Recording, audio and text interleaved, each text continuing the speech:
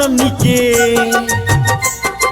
मैया जग जननी के महिमा छन अपार। भक्त करे जय जयकार, एली शेर पर सवार। भक्त करे जय जयकार, एली शेर पर सवार। भक्त करे जय जयकार, मैया जग जननी के महिमा छन अपार। भक्त करे जय जयकार, एली शेर पर सवार। भक्त करे जय जयकार, एली शेर पर सवार। भक्त करे जय जयकार।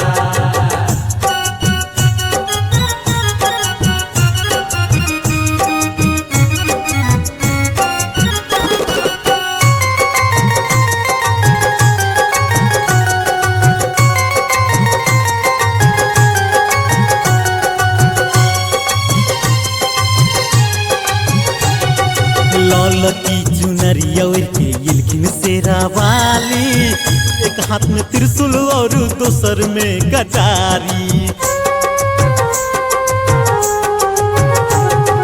लाल की चुनरिया के इलखिन शेरा वाली, एक हाथ में त्रिशूल और दोसर में कटारी। तेसर चारिम सोवे माँ के, तेसर चारिम सोबे माँ के ढाल तलवार। माँ के गुंजे जय जयकार, पापी करे हाहाकार। भक्त करे जय जयकार, एली शेर पर सवार। भक्त करे जय जयकार।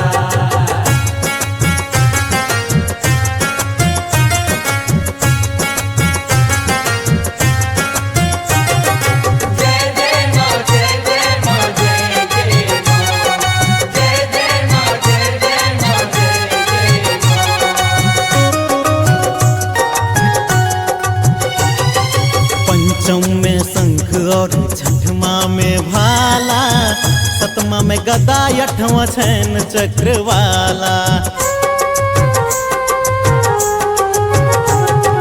पंचम में शंख और छठमा में भाला, सतमा में गदा, अठवां छैन चक्र वाला।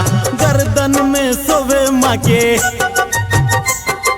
गर्दन में सोवे माँ बैजंती के हार। माँ के लीला छन पापी करे हाहाकार। भक्त करे जय जयकार, एली शेर पर सवार। भक्त करे जय जयकार।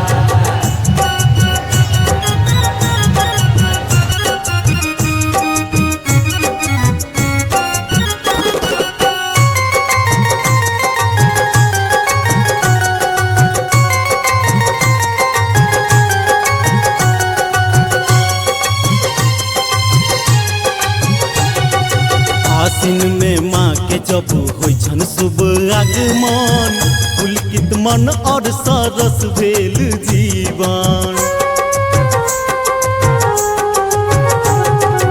आसिन में माँ के जब होइ छन शुभ आगमन, पुलकित मन और सरस भेल जीवन।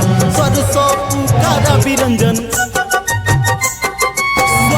पुकारा बिरंजन रसन गीतकार। माँ के खुजल दरबार, पापी करे हाहाकार। भक्त करे जय जयकार, एली शेर पर सवार।